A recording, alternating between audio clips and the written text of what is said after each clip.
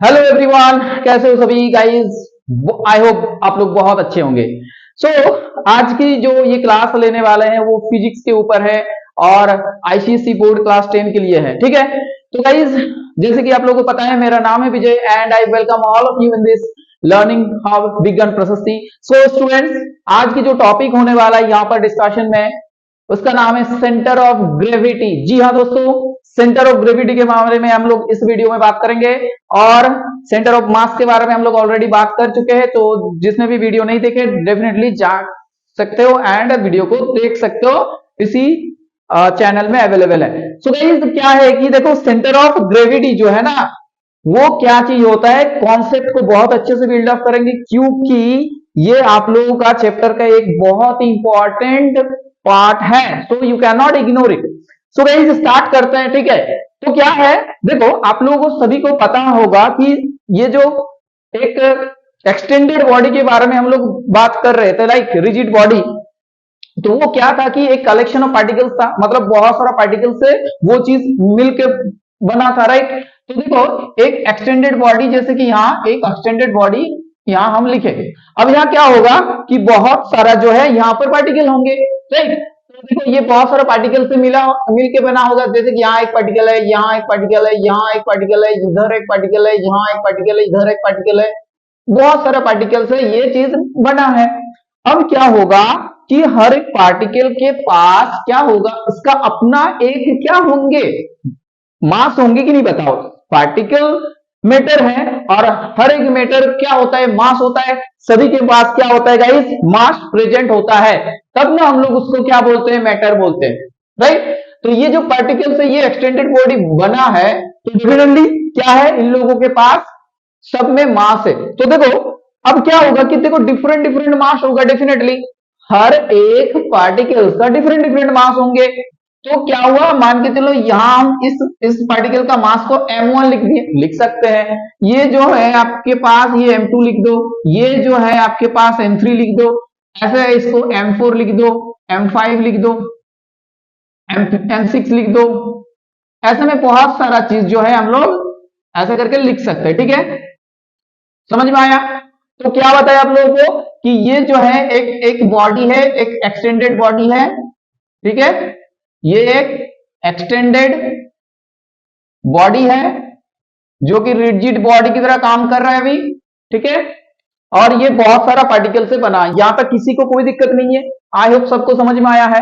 अब देखो हर एक मास कोई भी चीज में जब मास रहता है वो क्या करते हैं, जो अर्थ होता है वो क्या करते हैं, अर्थ इन लोगों को अपने तरफ अट्रैक्ट करते हैं। ठीक है, तो कोई भी जो बॉडी होता है, यहाँ पर कोई भी जो बॉडी होता है, स्मॉल पार्टिकल्स जो होते हैं, मतलब किसी भी बॉडी को क्या कर रहे हैं, बॉडी को क्या करेंगे, अर्थ जो है ये हम लोग का प्यारा सा अर्थ है, और अर्थ क्या करेंगे, इसका सेंटर के टुवर्ड्स क्या करेंगे, इसको अट्रैक्ट करेंगे। ये बात सबको समझ में आया, क्या करेंगे, अट्रैक्ट करेंगे। अब देखो ये बॉडी को अट्रैक्ट कर रहे हैं, मतलब हर एक पार्टिकल्स को अट्रैक्ट करेंगे। बॉडी में जो पार्टिकल कॉन्स्टिट्यूट कर रहा है बॉडी को, हर एक पार्टिकल्स को अट्रैक्ट करेंगे बॉडी, मतलब अर्थ अपने तरफ करेंगे कि नहीं। अब देखो अर्थ का जो अट्रैक्शन होता है वो क्या होता है, ग्रेविटेशनल फोर्स ऑफ अट्रैक्शन। ये जो अट्रैक्शन होता है यहाँ पर, ये होता है ड्यू टू ग्रेविटी, ये होता है आपका ग्रेविटेशनल फोर्स ऑफ अट्रैक्शन। समझ में आया, ये होता है आपका ग्रेविटेशनल फोर्स ऑफ अट्रैक्शन के वजह से ये चीज होता है कि कोई भी चीज को अर्थ जो है अपने केंद्र की तरफ खींचता है। ओके, अब क्या होगा, ये ग्रेविटेशन आपका क्या है, अट्रैक्शन फोर्स है, ये क्या है, एक टाइप का अट्रैक्शन फोर्स है। तो डेफिनेटली यहां से हम लोग इस चीज को समझ सकते हैं। अब देखो ये जो बॉडी बना है, यहाँ पर बहुत सारा पार्टिकल से बना हो, अब हर एक पार्टिकल्स को क्या कर रहा है, अर्थ अपने तरफ खींच रहा है। समझ में आया कि नहीं आया, बताओ, अर्थ अपने तरफ खींच रहा है। तो ये अर्थ का किस चीज के ऊपर डिपेंड करते हैं पता है आप लोगों को, अर्थ का जो ये जो पुलिंग हो रहा है डाउनवर्ड्स, वो डिपेंड करता है क्या, जी के ऊपर। जी क्या है, जी है आपका ग्रेविटेशनल कांस्टेंट, ग्रेविटेशनल कांस्टेंट। समझ में आया, और ये चीज वेरी करते हैं, मतलब आर्क के डिफरेंट डिफरेंट प्लेस में जाओगे तो ये अलग अलग होंगे। तो अभी हम लोग नॉर्मल जी लेके आप लोगों को समझा रहे हैं, ठीक है, कि आर्क जो सरफेस की बात हो रही है यहां पर, आर्क का जो सरफेस होता है, जो क्रस्ट होता है आर्क का टेरिस्ट्रियल पार्ट है, वह की जो बात हो रहा है गाइस, ये जी जो है नॉर्मल एकदम कांस्टेंट है, जिसको हम लोग ग्रेविटेशनल कांस्टेंट बोलते हैं, ठीक है। अब देखो ये हर एक मास को क्या करेंगे, अपने तरफ खींचेंगे, तो सभी जो है एक फोर्स यहां पर महसूस करेंगे। मतलब ये जो M1 है इसको डाउनवर्ड पुलिंग करेंगे ऐसे, M3 जो है यहां इसको ऐसे डाउनवर्ड पुलिंग करेंगे, आर्क इसको भी ऐसे डाउनवर्ड पुलिंग करेंगे, इसको भी करेंगे गाइस, इसको भी करेंगे, ऐसे सब फोर्स जो है मतलब सब पार्टिकल्स को ऐसे डाउनवर्ड एक पुलिंग जो है आर्क द्वारा किया जाएगा। यहां तक किसी को कोई दिक्कत नहीं है। अब देखो यहां ये जो जितना पुलिंग होता है उसको मान के चलो, यहां जो पुलिंग हो रहा है हम उसको F1 मान के चल रहे हैं कि F1 फोर्स वहां पर डेवलप हो रहा है due to the attraction of gravitation attraction of arc. अब देखो यहां जो है वो F3 मान के चल रहे हैं, यहां जो है F9 मान के चल रहे हैं, यहां जो है F4 मान के चल रहे हैं, यहाँ F8, यहाँ F7, ऐसे करके समझ में आया कि नहीं यार, ये F6, अब ये F2 कर दो। अब देखो गाइस क्या हो रहा है कि ये जो फोर्स है, राइट, ये जो फोर्स है वो तो हम लोग और एक तरीका है ना उसको रिप्रेजेंट करने का, पता है ना आप लोगों को, F जो होता है मतलब फोर्स जो होता है वो होता है आपका mass into acceleration due to gravity, अर्थात जो एक्सीलरेशन ड्यू टू मतलब g, ठीक है। तो F इज इक्वल्स टू क्या होता है, m इंटू जी, समझ में आया। अब देखो ये वाला चीज ना वेट के हिसाब से हम लोग बोल सकते हैं, मतलब ये जो फोर्स है ये फोर्स आपका वेट है, समझ में आया कि नहीं यार। मास और वेट में तो वही डिफरेंस है ना, मास मतलब उसमें कितना मटेरियल है वो समझाया जा रहा है, बट यहां पर क्या हो रहा है कि उसका जो पुलिंग है, ठीक है, डाउनवर्ड मतलब आर्क जो अपने तरफ खींच रहा है वो आपका वेट है और वो जी के ऊपर डिपेंडेंट है, राइट। तो ये जितना भी यहाँ पर फोर्स दिख रहा है ना, F1, F2, F3, F9, ये सब क्या है, वेट है ना, वेट है भाई, ये सब क्या है, वेट है। मतलब यहाँ पर सब टर्म्स को आप लोग क्या कर सकते हो, F को आप लोग रिप्लेस कर सकते हो वेट से, समझ में आया कि नहीं बताओ। यहाँ किसी बच्चे को कोई दिक्कत है यहाँ पर, तो इसको आप लोग W1 लिखोगे और F3 जहां पर दिख रहा है वहां पर आप लोग W3 लिखोगे और यहां लिखोगे आप लोग W9, यहां लिखोगे W4। देखो बहुत अच्छे से समझने की प्रयास करो आप लोग, तो डेफिनेटली आप लोगों को समझ में आ जाएगा। ये W8 है और W7 है और ये आपका W6 है, ऐसे करके सबको आप लोग क्या कर सकते हो कि वेट के फॉर्म में लिख सकते हो। यहां तक किसी को कोई दिक्कत नहीं है कि मास पार्टिकल्स, उसके बाद हम लोग फोर्स में आए, उसके बाद हम लोग कहां पर आए ना, हम लोग आए वेट के ऊपर, समझ में आया। मास, उसके बाद फोर्स, उसके बाद वेट, राइट।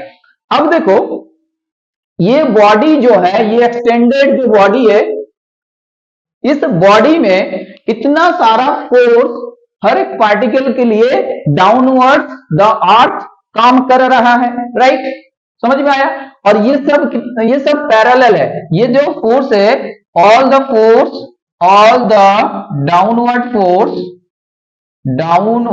फोर्स ये क्या है गाइस, पैरेलल है, पैरेलल टू ईच अदर, समझ में आया, पैरेलल टू ईच अदर है। क्यों पैरेलल है, क्यों पैरेलल है, क्योंकि ये जो बॉडी है ना, ये जो बॉडी है ये अर्थ की तुलना में बहुत छोटे हैं, बहुत छोटा इत्तू सा है, समझ में आया। ये जो है अर्थ के रेस्पेक्ट में बहुत छोटा है, तो वेरी वेरी स्मॉल जो है एज कंपेयर टू और विथ रेस्पेक्ट टू जो है प्यारा सा अर्थ के हिसाब से अगर हम लोग बात करें तो ये बॉडी बहुत ही छोटा है। इसी वजह से उस बॉडी को कॉन्स्टिट्यूट करने वाला पार्टिकल्स जिस फोर्स के द्वारा अपने जो डाउनवर्ड पुलिंग महसूस कर रहा है वो हमेशा क्या होंगे गाइस, पैरेलल होंगे। और ये आप बॉडी को जिस हिसाब से घुमाओ जिस हिसाब से घुमाओ, चाहे बॉडी को इस हिसाब से कर दो, बॉडी को इधर टिल्टेड कर दो, तो ये पैरेलल वाला सिलसिला जारी रहेंगे, पैरेलल ही होंगे हमेशा, क्योंकि ये जो होता है ना, इन लोगों का डिस्टेंस जो होता है वो फिक्स होता है, वो चेंज नहीं होता। As this body is extended body, this body is, ये जो बॉडी है आपका रिजिड बॉडी है, इसी वजह से ये चीज हो रहा है। समझ में आया? तो किसी भी, कहीं भी, मतलब किसी भी डायरेक्शन में रखो, with respect to all direction ये चीज सेम रहेंगे, पैरेलल रहेंगे। यहां तक किसी को कोई दिक्कत नहीं है? समझ में आ रहा है? मेरा वर्ड समझ में आ रहा है? क्लियर हो रहा है चीजें? अब देखो ये जो बॉडी है, ये इतना सारा फोर्स यहां पर काम कर रहा है एक साथ। समझ में आया कि नहीं है? अब देखो ऐसा सोचो आप लोग कि इतना सारा फोर्स को क्या हम लोग ऐड कर सकते हैं? किसी के दिमाग में तो ये आ रहा है ना कि हाँ, इतना सारा फोर्स को अगर हम लोग ऐड कर सकते हैं क्या? समझ में आया कि नहीं? मान लो कि आप एक साठ है आपके पास, राइट, और उसमें बहुत सारा पॉकेट्स है, और हर पॉकेट्स में क्या है, किसी में 5 रुपया, किसी में 10 रुपया, किसी में 15 रुपया, ऐसा करके बहुत सारा पैसा है पॉकेट्स में, डिफरेंट, ठीक है। अब क्या कर सकते हैं आप लोग? आपका दिमाग में तो ये चल रहा है कि हम अच्छे से ना चल नहीं पा रहे, तो क्या कर सकते? पूरा पैसा को इकट्ठा करो और एक ही पॉकेट में रख दो। दिमाग जा रहा है ना, दिमाग जा रहा है, काम कर रही चीजें, कि उतना सारा पॉकेट में ना रख के क्या कर सकते हैं, क्या सबको उठा के क्या एक ही पॉकेट में रख सकते हैं सारा चीज को? तो ये वाला कॉन्सेप्ट यहां पर अप्लाई करो आप लोग, कि यहां जो है ये वाला फोर्स, यहां इधर फोर्स, सारा फोर्स को क्या कर सकते हैं हम लोग? ऐड कर सकते हैं। तो देखो ऐड करने से क्या मिलेगा? ऐड करने से क्या मिलेगा हम लोग यहां लिखेंगे। तो देखो टोटल फोर्स को हम लोग ऐड करेंगे, ठीक है। और ऐसे बात कर सकते हैं हम लोग कि टोटल वेट को जो ऐड कर देंगे, तो टोटल वेट कितना मिलेगा गाइस? यहां पर देखो m1g plus m2g plus m3g, ऐसा करके बहुत सारा पार्टिकल्स है यहाँ पर, तो डॉट डॉट लिख दे रहे हैं हम। अब इन लोगों को मिला के जो चीज मिल रहा है ना, इन लोगों को मिला के क्या चीज मिलेंगे ना, हम लोग के पास जो मिलेंगे यहाँ पर गाइस m मिलेंगे, इंटू क्या मिलेंगे? g। मतलब ये जो m है ये क्या है? देखो g तो कांस्टेंट है ना, इसको और भी तोड़ के लिख दे रहे हैं, ठीक है। ये देखो ये g कॉमन जा रहा है क्योंकि g तो कांस्टेंट है, सब में है। अब क्या होगा? m1 होगा यहाँ पर, m2 होगा प्लस m3 होंगे, प्लस डॉट डॉट डॉट ऐसा चलेगा। अब देखो ये इतना भी है, टोटल देखो मास मिला के क्या मिलेंगे? ये बॉडी का मास मिलेंगे। इसको अगर टोटल मिलाओगे तो पार्टिकल्स का मास को सम करके क्या मिलेगा? बॉडी का मास मिलेगा का नहीं? और ये जो आपका कैपिटल M से हम लोग दिखा सकते हैं, तो ऐसा ही करो आप लोग, g इंटू क्या कर देना है? m कर देना है, ठीक है। अब देखो मास को अगर एक्सीलरेशन से इंटू किया जाए, ग्रेविटी जो ग्रेविटेशन फोर्स अट्रैक्शन है उससे अगर मल्टीप्लाई किया जाएगा, तो ये क्या होगा? वेट होगा। समझ में आया कि नहीं? ये वेट होगा और ये फोर्स आप लोग बोल सकते हो। अब देखो ये जो फोर्स है ना, ये जो वेट मिला, ये क्या बोले आप लोग? एक पॉइंट में रख दो, एक पॉइंट में रख दो। तो मान के चलो वो पॉइंट आपका ये है आपका वो पॉइंट, आपका जो पॉइंट है ये, यहां से पूरा जो है वो वेट काम कर रहा है। यहां से इस पॉइंट में जो है वो ये सारा फोर्स जो है इसी पॉइंट में केंद्रित है। सारा जो वेट है गाइस, सारा जो वेट है इसी पॉइंट में केंद्रित है और ये डाउनवर्ड ऐसे काम कर रहा है, ठीक है। तो पूरा सबको मिला के कहां रख देना है? इस छोटे से पॉइंट में रख देना है। और इसी पॉइंट को क्या बोलेंगे हम लोग ना? इसी पॉइंट को नाम देंगे हम लोग CG। क्या बोलेंगे दोस्तों? Centre of gravity. समझ में आया कि नहीं? बताओ क्या बोलेंगे? Centre of gravity. तो अब क्या निकल के आ रहा है इसका डेफिनेशन, कि the entire weight of the body concentrated at a point. क्या हो रहा है कि the entire weight of the body is concentrated at a point and this point is called centre of gravity. लिख दे रहे हैं, देखो ध्यान से सुनो, यहां पर लिख दे रहे हैं कि all the force, or you can say all the weight of the body, total weight of the body is concentrated at a point, ठीक है। कितना है, सारा जो है आपका वेट वो कॉन्सेंट्रेटेड है, समझ में आया। और इसी पॉइंट को हम लोग क्या बोलेंगे, सेंटर ऑफ ग्रेविटी बोलेंगे। और अच्छे से सुनो, और अच्छे से सुनो कि ये एक ऐसा पॉइंट है जहां पर the distribution of weight is equal in all direction. ठीक है, इसको, ये जो पॉइंट है इसको हम लोग यहां लिखेंगे कि द डिस्ट्रीब्यूशन ऑफ, एक मिनट इसको थोड़ा इरेज कर लेते, कहां गया, अरे मार्कर कहां गया, चलो। तो distribution of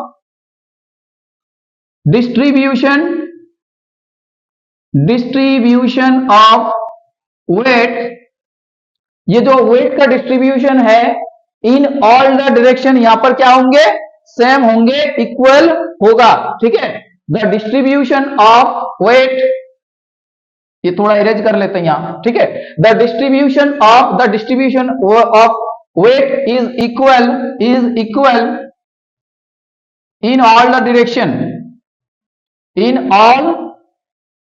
all the direction। तो इस पॉइंट से अगर हम लोग देखें तो कोई भी दिक, चारों ओर अगर देख सकते हो हम लोग, सब दिक में जो है वो वेट का डिस्ट्रीब्यूशन क्या है, समान है इन ऑल द डायरेक्शन। तो गाइस ये है आपका सेंटर ऑफ ग्रेविटी का कॉन्सेप्ट। अब देखो इसको और भी अच्छे से समझ लो, और भी अच्छे से समझेंगे हम लोग तो चीजें क्लियर हुआ कि नहीं बताओ। इसको थोड़ा इरेज करते हैं यहां पर। ठीक है, इसको थोड़ा इरेज करते हैं। अब देखो पूरा नया तरीके से पहले से बनाएंगे, एकदम शुरुआत से, क्योंकि अच्छे से समझना है चीजों को। सेंटर ऑफ ग्रेविटी को एकदम बहुत बढ़िया तरीके से समझना है आज। देखो तो क्या बताएं हम लोग, आप लोग एक बॉडी बनाओ ऐसे। ठीक है, अब बॉडी में क्या बनाना है, एक ऐसा पॉइंट है, उस पॉइंट में इसका सारा जो है वेट केंद्रित है।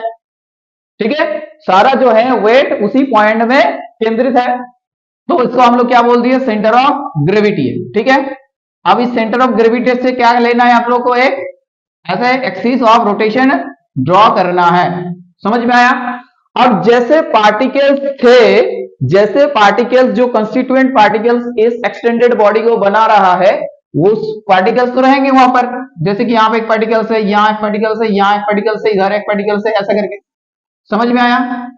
अब क्या करना है, देखो ये सेंटर ऑफ ग्रेविटी को हम लोग एक्सिस ऑफ रोटेशन मान सकते कि नहीं। ये बॉडी घूमेगा ना इस पॉइंट से, पिवोटेड है, मान के चलो ये पिवोटेड है, और ऐसे करके बॉडी घुमा सकते हैं हम लोग। ठीक है, जैसे आप लोगों को ये चीज दिखा रहे हैं, देखो ये एक, मान लो कि एक्सटेंडेड बॉडी है, ऐसे एक फ्लैट लेमिना है, कोई रेक्टेंगल एक लेमिना है। अब इसका जो है, अगर हम लोग बैलेंस करें इसको, एक उंगली से अगर बैलेंस करें इसको, एक इस पॉइंट से अगर बैलेंस करें तो क्या होगा, देखो यहां अगर हम यहां रखेंगे, ठीक है, तो ये गिर जा रहे हैं, यहां रखेंगे तो वो गिर जा रहे हैं। तो इस बॉडी में एक ऐसा पॉइंट आएगा कि ये पूरा कंप्लीटली बैलेंस हो जाएंगे, और उस बैलेंस्ड पोजीशन में हम दो टाइप में बैलेंस इक्विलिब्रियम में रहेंगे, उसका रोटेशनल इक्विलिब्रियम भी होंगे और ट्रांसलेशनल इक्विलिब्रियम भी होंगे। तो गाइस देखो ये पॉइंट आप ऐसा करके हीट एंड ट्रायल मेथड से आप उसको निकाल सकते हो। ठीक है, तो ये देखो ऐसे बीच में आ गया, ऐसे करके ये पॉइंट अब हमने ढूंढ लिया है। तो गाइस यहां जो पॉइंट है ना, जिस पॉइंट में रखने से, ठीक है, जिस पॉइंट में रखने से ये बॉडी एकदम संतुलन में है एकदम, ठीक है, तो उसी पॉइंट को हम लोग यहाँ क्या बोलेंगे, सेंटर ऑफ ग्रेविटी बोलेंगे। तो आप लोग देख सकते हो कि ये अभी स्टेबल में है और ये ट्रांसलेशनल इक्विलिब्रियम में है। ठीक है, अब हम इसको अगर रोटेट करें तो रोटेशनल भी मोशन यहाँ पर देख पाओगे आप लोग, ऐसे करके रोटेट भी कर सकते हैं, कोई एकदम एक्सपर्ट होता है ऐसे करके पूरा रोटेट करवा सकते हैं। ठीक है, तो देखो ये एक एक्सिस ऑफ रोटेशन भी काम कर सकता है सीजी। ठीक है, ये जो सीजी है आपका एक एक्सिस ऑफ रोटेशन भी काम कर सकता है, जैसे इस पॉइंट से आप लोग एक एक्सिस ऑफ रोटेशन ड्रॉ कर सकते हो। अब मेरा जो बोलने का यहाँ पर मकसद है उसको ध्यान से सुनो आप लोग। ठीक है, आप लोग ध्यान से सुनो, जैसे कि एक मिनट, जैसे कि देखो ये एक्सिस ऑफ रोटेशन है यहाँ पर, एक मिनट ये है। अब ये जो बॉडी है ये बहुत सारा पार्टिकल से बना है, अब कहां गया इसका सीजी, नहीं निकल रहा, भूल गए। अच्छा, मिल गया इसका सीजी मिल गया। अब देखो एकदम स्टेबल में है। अब गाइस क्या होगा, देखो यहां पर एक पार्टिकल है, यहां पर एक पार्टिकल है इसका, इधर एक पार्टिकल होगा, ठीक है, इधर एक पार्टिकल होगा। अब आप लोगों को ना मूवमेंट पता है ना क्या होता है, कि एक पिवोटेड पॉइंट से उस पॉइंट तक हम लोग क्या करते हैं, एक परपेंडिकुलर डिस्टेंस कैलकुलेट करते हैं और वहां पर एक फोर्स अप्लाई किया जाता है, राइट। तो उस फोर्स इंटू जो परपेंडिकुलर डिस्टेंस होता है, इसको मल्टीप्लाई करने से क्या मिलता है, हम लोग को मूवमेंट मिलता है। तो यहां पर भी बहुत सारा ऐसे क्या मिलेंगे ना, मूवमेंट मिलेंगे ड्यू टू दिस फोर्स, ठीक है, due to this gravitational force. अब देखो ये जितना भी मूवमेंट मिलेंगे ना, हर एक पार्टिकल्स के लिए मूवमेंट हम लोग कैलकुलेट करेंगे। समझ में आ रहा है नहीं, जितने भी पार्टिकल्स है, बहुत सारे पार्टिकल्स है, तो हर एक पार्टिकल्स का क्या होगा, इस सेंटर ऑफ जो एक्सिस है, ठीक है, एक्सिस ऑफ रोटेशन जो अर्थात यहाँ पर जो सीजी की बात हो रहा है, उससे उसका एक डिस्टेंस मिलेंगे। तो हर एक पार्टिकल्स के लिए हम क्या कर सकते हैं,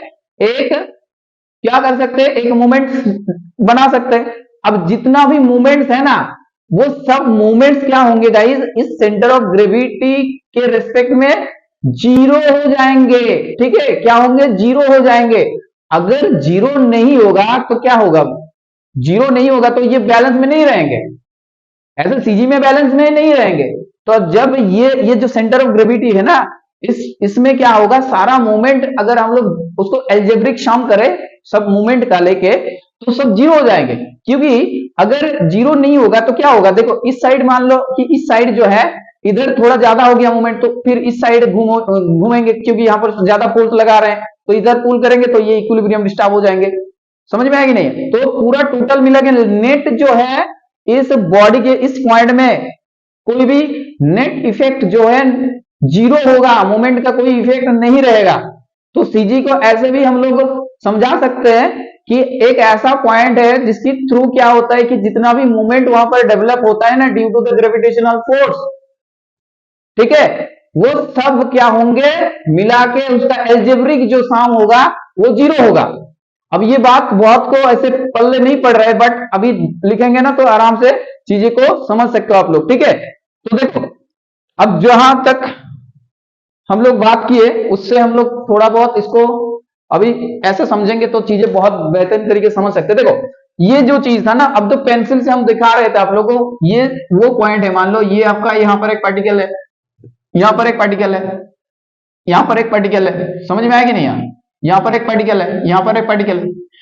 अब ये सेंटर ऑफ रोटेशन, अभी आप लोग ये सेंटर ऑफ रोटेशन ही मानो, यहां से क्या होगा कि एक पोजिशनल वेक्टर हम लोग यहाँ पर लेते हैं, ठीक है, ये मान के चलो यहाँ पर इसका दूरी जो है ये r1 है, यहां से जो इसका दूरी है ये r2 है, ऐसा करके आप लोग डिफरेंट डिस्टेंस जो है यहाँ पर कैलकुलेट कर सकते हो, ठीक है। ये r5 होगा, ये आप r4 होगा, ठीक है।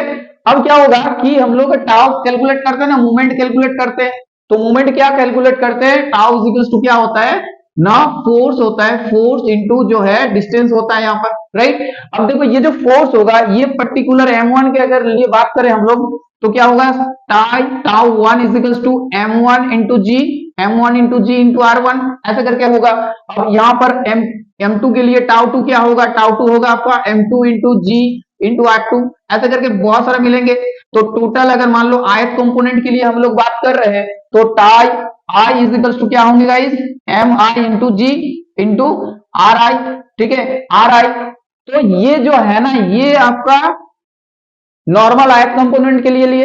अब देखो ये टोटल अगर हम लोग करेंगे ना, टोटल ये जो ग्रेविटेशनल जो टाउ आ रहा है आपका, ये जो ग्रेविटेशनल टाउ आ रहा है ये टोटल अगर करेंगे गाइस, मतलब ये समेशन ऑफ टाउ आई कर देंगे तो ये टोटल जो है मिलके जीरो आएंगे गाइस, ये क्या आएंगे, जीरो आएंगे।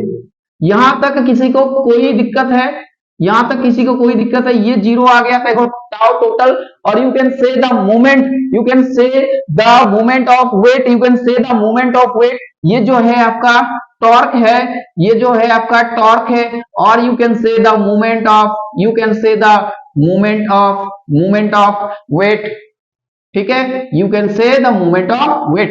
तो ये मूवमेंट ऑफ वेट और जो टॉर्क है, ये चीज आप लोग जीरो यहां पर होना चाहिए, नहीं तो ये बॉडी जो है इस पॉइंट के रिस्पेक्ट में बैलेंस में नहीं रहेंगे। चाहे उस देखो बैलेंस तब ना होंगे, मान लो कि नेट फोर्स इधर लग रहा है तो इधर टिल्टेड हो जाएंगे, अगर नेट फोर्स ज्यादा इधर हो रहा है तो इधर टिल्टेड हो जाएंगे, फिर वो इक्विलिब्रियम डिस्टर्ब हो जाएंगे। क्लियर हुआ चीजें? तो देखो ये मोटा मोटी तौर पे जो है सेंटर ऑफ ग्रेविटी का कॉन्सेप्ट आप लोगों को थोड़ा कॉन्सेप्ट क्लियर हो गया। अब बहुत सारा और भी बात जो है आराम से सुनने का है आप लोगों को, ठीक है, तो आराम से देखते रहो वीडियो को लास्ट तक, बहुत सारा चीज जो है आप लोग सीख के जाओगे यहां से। क्लियर हुआ? चलो अब देखो, अब क्या है, ये सेंटर ऑफ ग्रेविटी के बारे में कुछ चीजें हम लोग बता रहे हैं कि सेंटर ऑफ ग्रेविटी आपका जितना नीचे होगा उस बॉडी का स्टेबिलिटी उतना ज्यादा होंगे। क्या बताए हम कि जो सेंटर ऑफ ग्रेविटी जो है सीजी क्या होगा, जितना नीचे होगा, ठीक है, जितना नीचे होगा तो उसका क्या होंगे, स्टेबिलिटी जो है उस बॉडी का उतना ही ज्यादा होगा। ठीक है, ऐसा सिंबॉलिक टर्म में हम लिखिए, आप लोग लिख सकते हो कि lower the centre of gravity of a body more will be it's stability. समझ में आया? तो यही टारगेट रहता है हम लोग का कि इक्विलिब्रियम में अगर किसी बॉडी को रखते हैं तो मैक्सिमम नीचे तरफ सीजी रखा जाता है। ठीक है, समझ में आया कि नहीं बताओ? अब देखो एक स्टेबल इक्विलिब्रियम में क्या होता है कि नॉर्मल क्या होता है गाइस, देखो जहां पर आपका सेंटर ऑफ मास जो होता है, ये चीज सेंटर ऑफ मास और सेंटर ऑफ ग्रेविटी की बात करें हम लोग, ये ग्रेविटी ये दोनों एक ही पॉइंट में भी एग्जिस्ट कर सकता है। ठीक है, ये दोनों एक ही पॉइंट में भी एग्जिस्ट कर सकता है। और ऐसे अगर मान लो कि आपका डिफरेंट सिचुएशन में क्या होता है कि ऊपर में सेंटर ऑफ मास जो होता है वो चेंज होता है, मतलब वो रहता है, और नीचे आपका रहता है सेंटर ऑफ ग्रेविटी। क्योंकि देखो जी जहां पर मैटर नहीं करेगा, जहां पर जी का कोई रोल नहीं है, और यू कैन से कि अगर ग्रेविटी नहीं है वहां पर, ठीक है, और एक यूनिफॉर्म ग्रेविटेशनल सिस्टम में है हम लोग, तो उस हिसाब से अगर देखें तो जी जो है आपका मतलब सेंटर ऑफ मास और सेंटर ऑफ ग्रेविटी कोइंसाइड कर जाता है। ठीक है, क्या कर जाता है, कोइंसाइड कर जाता है, वहां पर क्या होता है कि कोइंसाइड कर जाता है। लेकिन बाकी और केसेस में क्या होता है जहां पर जी चेंज होता है गाइस, जी चेंज होता है, जैसे ये जो मान लो कि अर्थ है और ऊपर जाओगे जितना तो जी क्या होंगे, जी घट जाएंगे आपका, तो उस हिसाब से क्या होगा कि सीजी जो है सेंटर ऑफ ग्रेविटी का वैल्यू जो है चेंज होता जाएगा। समझ में आया कि नहीं आया? तो उस हिसाब से क्या होगा, सीजी और सीएम अलग अलग दो डिस्टिंक्ट पॉइंट में रहेंगे। तो सेंटर ऑफ मास एक बॉडी का फिक्स रहता है, वो हमें मतलब कभी चेंज नहीं होता, बट जैसे कि वो जी के ऊपर डिपेंडेंट नहीं होता, तो जी चेंज हो ना हो उससे कोई मतलब ही नहीं उसका। तो सेंटर ऑफ मास जो होता है फिक्स होता है, कभी चेंज नहीं होता, बट सीजी जो होता है वो चेंज होता रहता है due to the change of g. ठीक है, बट एक स्टेबल इक्विलिब्रियम के लिए क्या होना चाहिए, सीजी को हमेशा नीचे होना चाहिए। ठीक है, स्टेबल इक्विलिब्रियम के लिए क्या होगा चाहिए, सीजी को हमेशा नीचे होना चाहिए। ये चीज इंपॉर्टेंट है, यहां पर आप लोग नोट कर सकते हो। अब देखो और क्या चीज इंपॉर्टेंट है यहां पर कि कोई भी बॉडी में, ठीक है, कोई भी बॉडी में अगर शेप हम लोग चेंज कर दे, शेप चेंज करने से क्या होगा, ये सेंटर ऑफ ग्रेविटी जो है, ये सेंटर ऑफ ग्रेविटी का पोजीशन चेंज हो जाता है कि कहां रहता है ये बॉडी का, वो चीज आपका क्या हो जाता है, चेंज हो जाता है। ठीक है, तो ये एक इंपॉर्टेंट पार्ट जो है, पॉइंट जो है आप लोग यहां से लिख सकते हो। ठीक है, क्या बताए कि एक आपका शेप है बॉडी का, उस शेप को आप लोग क्या कर दिए, चेंज कर दिए। एक बॉडी का एक शेप था, उस शेप को आप लोग चेंज कर दिए, तो क्या होगा, सेंटर ऑफ ग्रेविटी का पोजीशन चेंज हो जाएगा। ठीक है, ये एक इंपॉर्टेंट पॉइंट है कि by changing the shape by changing the shape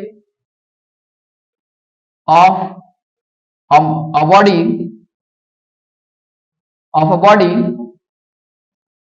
the position of CG is also changed।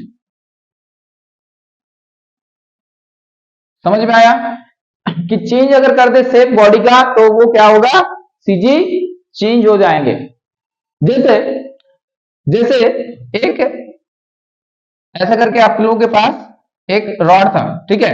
अब इस सॉलिड रॉड में सीजी कहां प्रेजेंट होता है पता है आप लोगों को, बात करेंगे बहुत सारा सिस्टम को लेके अभी। तो सीजी में सीजी यहां रहता है आपका, ठीक है, एकदम बीचों बीच ये आपका जियोमेट्रिक सेंटर सीजी यहां पर रहता है, ठीक है। अब इसको क्या किए कि इसको आप लोग चेंज कर दिए, मतलब इसको रोटेट सर्कुलर बना दिए, ऐसे रिंग बना दिए सर्कुलर, ठीक है, ऐसे सर्कल बना दिए। तो गाइस क्या होगा, इसका सीजी ऐसे बीच में आ जाएंगे। समझ में आया। और एक चीज आप लोग यहां से नोटिस करो कि ये जो सीजी है ना, ये मास जहां है, ये मास है, यहां पर मास डिस्ट्रीब्यूटेड है। तो मास जहां डिस्ट्रीब्यूटेड है वहां है, मतलब बॉडी के अंदर है, ठीक है। अब यहां देखो क्या है कि मास तो इधर डिस्ट्रीब्यूटेड है, मास तो इसका सर्कुलर पार्ट में डिस्ट्रीब्यूटेड है, पेरीफेरी में डिस्ट्रीब्यूटेड है मास। मास तो इसका यहां पर है, ये आपका मास डिस्ट्रीब्यूशन। क्या यहां पर कोई मास डिस्ट्रीब्यूशन है क्या? तो यहां नो मास डिस्ट्रीब्यूशन, कॉन्सेप्ट बता रहे हैं आप लोगों को, नो मास डिस्ट्रीब्यूशन। समझ में आया। तो देखो ये भी हो सकता है कि बॉडी में रह सकता है सीजी, और बॉडी के बाहर से भी, बाहर में हो सकता है, वो बॉडी का जो है बाहर उसमें भी रह सकता है। बॉडी का बाहर मतलब क्या है कि बॉडी ये है, बॉडी का बाहर ये है, मतलब जहां मास नहीं है वहां बॉडी के बाहर बोल सकते हैं हम लोग। तो सेंटर ऑफ जो ग्रेविटी है बॉडी में ना रह के बॉडी के बाहर में भी रह सकता है। जैसे कि यहाँ पर जो सर्कुलर रिंग है उसमें क्या है, एकदम जियोमेट्रिक सेंटर में है, एकदम सीजी में है। समझ में आया कि नहीं बताओ। ये जो होलो रिंग आ रहा है इसमें यहां पर प्रेजेंट है। तो ऐसा में बहुत सारा अभी सिस्टम देखेंगे हम लोग, जहां पर देखेंगे कि सेंटर ऑफ ग्रेविटी जो है वो कहां कहां प्रेजेंट होता है, डिफरेंट डिफरेंट बॉडी में, डिफरेंट डिफरेंट शेप का जो है बॉडी आता है उसमें कहां कहां प्रेजेंट होता है वो हम लोग अभी देखेंगे, ठीक है। यहां तक किसी को कोई दिक्कत नहीं है, सेंटर ऑफ ग्रेविटी के बारे में बहुत अच्छा कॉन्सेप्ट बिल्डअप हो गया है, क्लियर। तो देखो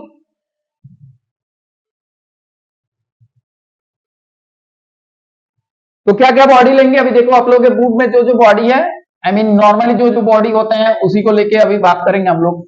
तो पहला तो बात करेंगे, क्या टॉपिक क्या है गाइस ना, पोजीशन ऑफ, मतलब बॉडी लिखेंगे यहां पर एक एक करके बॉडी लिखेंगे, और फिर क्या होगा ना, पोजीशन और लोकेशन ऑफ,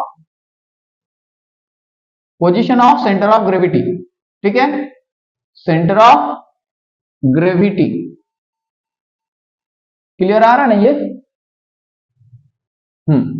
तो गाइस देखो पहला बॉडी का जो शेप है, बॉडी का जो शेप है वो आपका क्या है, आपका है एकदम सर्कुलर रिंग, ठीक है, सर्कुलर रिंग टाइप का है।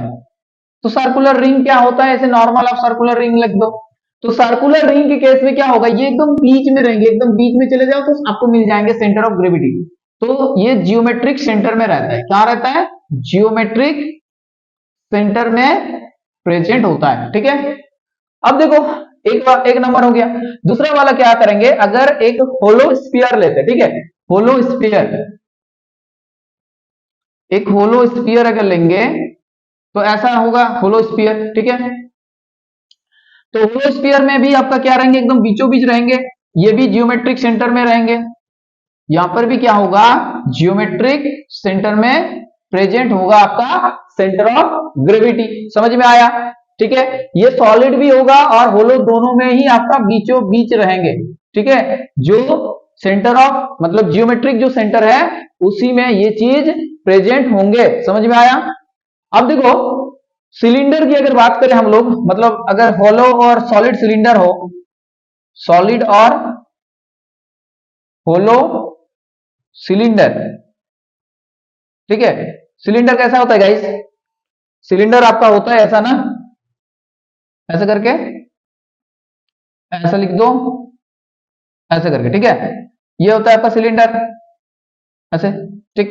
तो सिलेंडर में क्या होगा ना, जो मिड पॉइंट होता है ना, एक्सिस जो एक्सिस होता है ना, यहां पर एक एक्सिस ड्रॉ कर सकते हो आप लोग, ये एक्सिस। तो ये एक्सिस का मिड पॉइंट जो है, मतलब ये, तो mid point of the axis, you can से mid point of the axis of cylinder, ठीक है।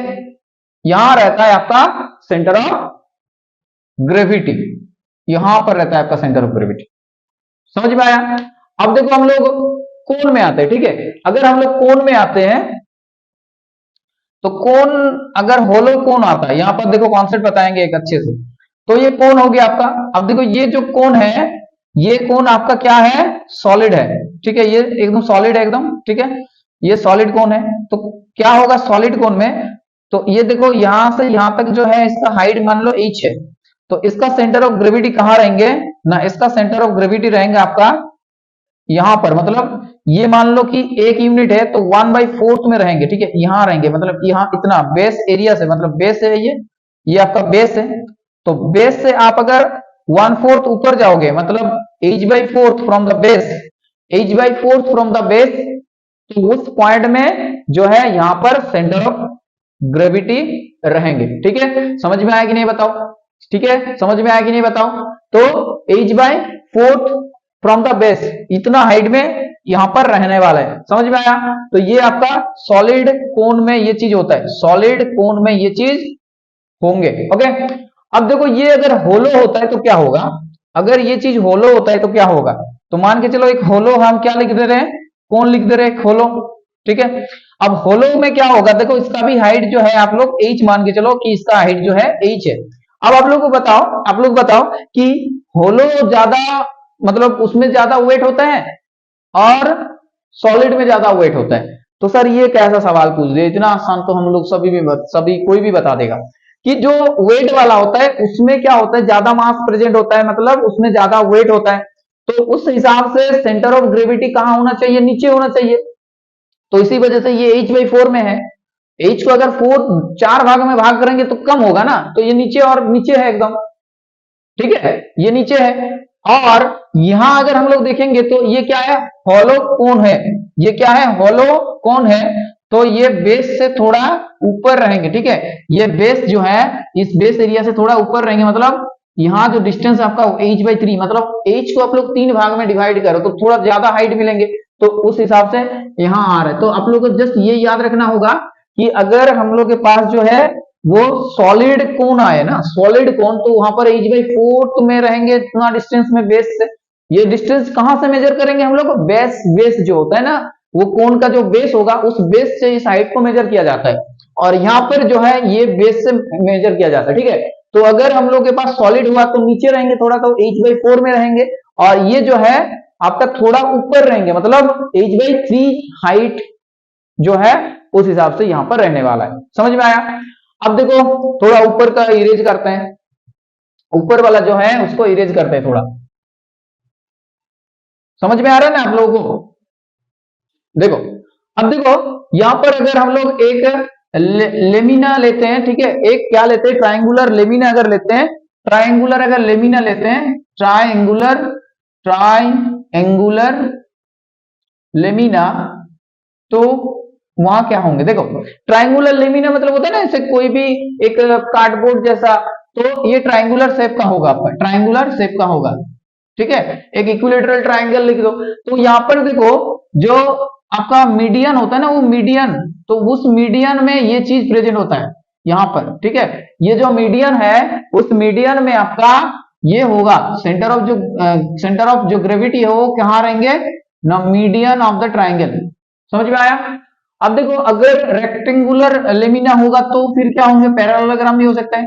रेक्टेंगुलर अगर होगा, अगर रेक्टेंगुलर लेमिना की बात करें तो फिर क्या होंगे वहां पर, जैसे मान के चलो ये रेक्टेंगुलर लेमिना है, ठीक है, ये एक आपका क्या है, रेक्टेंगुलर लेमिना है, और यहाँ ये डायगोनल हो गया, इधर ये डायगोनल हो गया। तो डायगोनल दोनों जहां मीट करेंगे ना, डायगोनल जहां दोनों मीट करेंगे वहां पर क्या होंगे, सेंटर ऑफ ग्रेविटी प्रेजेंट होंगे। समझ में आया? अब ये जब अगर स्क्वायर हो गया मान के चलो, तो स्क्वायर में भी सेम चीज होगा, ठीक है। स्क्वायर में भी क्या होते हैं, डायगोनल होते हैं, तो यहां पर भी क्या होंगे, सीजी इस डायगोनल के जहां दोनों डायगोनल मीट करेंगे वहां पर प्रेजेंट होंगे। अगर ये आपका रोम्बस हो गया, ठीक है, रोम्बस हो गया, तो वहां पर भी क्या होंगे, ये डायगोनल जहां पर मीट करते हैं वहां पर होगा आपका सेंटर ऑफ ग्रेविटी। समझ में आया कि नहीं बताओ, ये चीज समझ में आया कि नहीं आया। तो गाइस आई होप आप लोगों को ये जितना भी सेंटर ऑफ ग्रेविटी के बारे में बात बताए, हर एक चीज बहुत अच्छे से समझाया गया है, एंड आप लोगों को हर एक बात जो है समझ में भी आया है, ये आशा करते हैं। अगर किसी को कोई भी डाउट है तो आप लोग कमेंट कर सकते हो यहां पर, ठीक है। तो आगे में हम लोग नेक्स्ट बात करेंगे इक्विलिब्रियम के ऊपर, बहुत अच्छे से कॉन्सेप्ट क्लियर करेंगे। समझ में आया कि नहीं बताओ, इक्विलिब्रियम के ऊपर कॉन्सेप्ट क्लियर करेंगे और धीरे धीरे ऐसे चैप्टर को हम लोग कंप्लीट करेंगे बहुत सारा पार्टों में, राइट। तो देखो ये एक सेंटर ऑफ ग्रेविटी का पार्ट था, सेंटर ऑफ मास ऑलरेडी हो गया है। ऐसा करके पहला चैप्टर आप लोग को ऐसे कंप्लीट कर देंगे हम लोग, इस हिसाब से चलेंगे तो धीरे धीरे कंप्लीट हो जाएंगे, ओके। तो गाइज रखते हैं आज यहीं पर, और ये वीडियो अगर आप लोग को अच्छा लगा है तो definitely you can share with your friends, okay, and tell them to subscribe our channel. So bye everyone, take care, okay, bye.